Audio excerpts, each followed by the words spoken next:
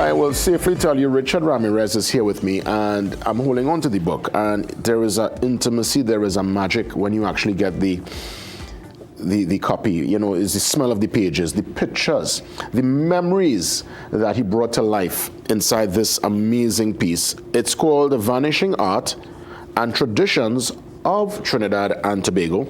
Of course, Richard, you're a photographer by trade, and I know that there was special consideration when it came to the imagery and the way you put this together.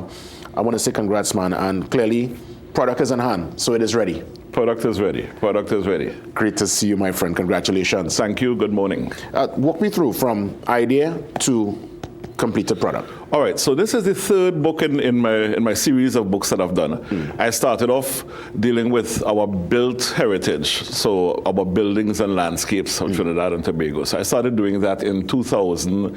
Second book came out in 2001, and this one is the latest. It is you know, it was a little while in the coming. When I started this book, it's now called Vanishing Arts and Traditions of Trinidad and Tobago, but it didn't start as that.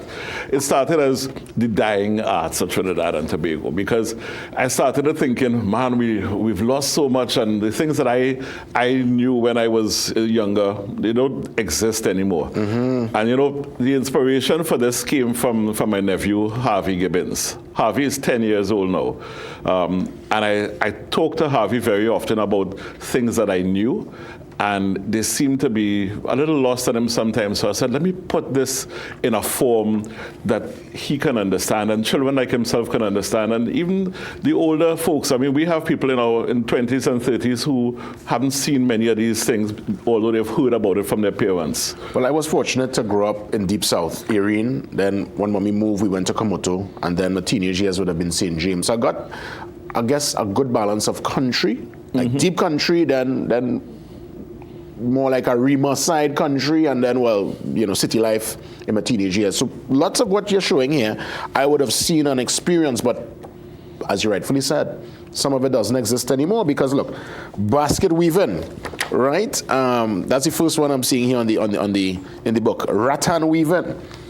I mean, I'm sure there are probably people doing it, but less than more.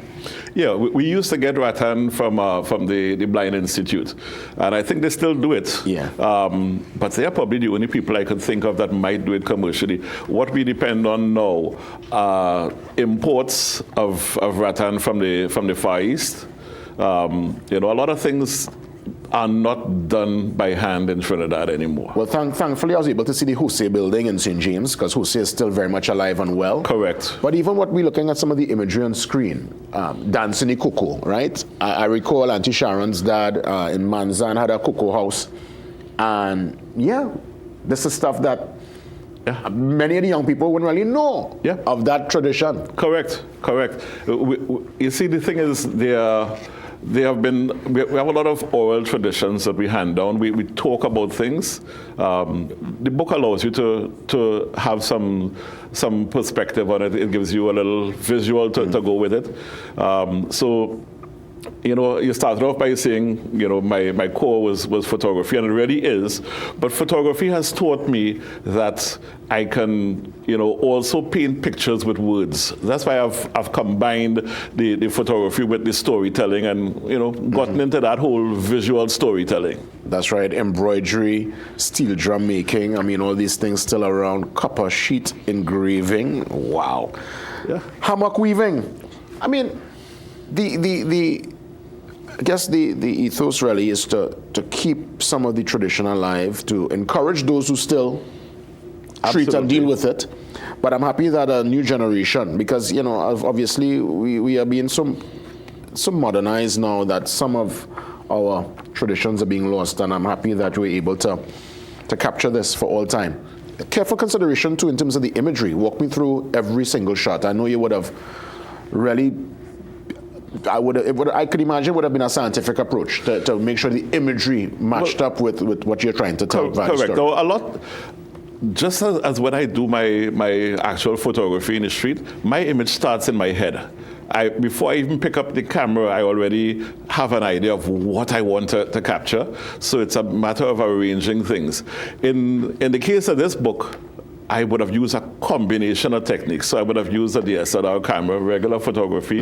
Then some things I would have had to go in and use Photoshop to add things and remove things because some of these things we just can't see anymore. And some I would have used advanced AI techniques to create the images. I talk about so many of these images, the bread baking. When I was doing that image, I was smelling the bread. I have this memory of bread being baked in a dirt oven and what it smelled like, what it tastes like, the sweetness. Yes. So all those things went into it. You see the ice cream churning, I remember that, and they waiting to lick the palate. Correct. After, and you turn in with the salt and the ice. Oh my goodness. And you're turning and the sweat dripping off your brow, and it's like, whose turn is it next? Oh my gosh. So all those things are memories that I have that I've tried to replicate in this book. Richard, this is tremendous. As we wrap things up, where can we get the book? All right, so the book is going to be available at my website, richardramirezimaging.com. It's also going to be available from Shock and Stock booksellers who are in West Mall, they're in Movie Town, and they're in Shops of Arima. Also, I'll be doing 2 book signing events, one on the 1st and 2nd of November at Bits and Pieces in Movie Town, great artisan fair down there. And then on the 29th, I will be at Bookish Market. That's the first time Bookish Market is happening in Trinidad. It's an artisan fair built around authors and people who produce books. That's going to be on the 29th of November at Collins Road in Maraval. So I'm looking forward to those events. Well, Richard, congrats.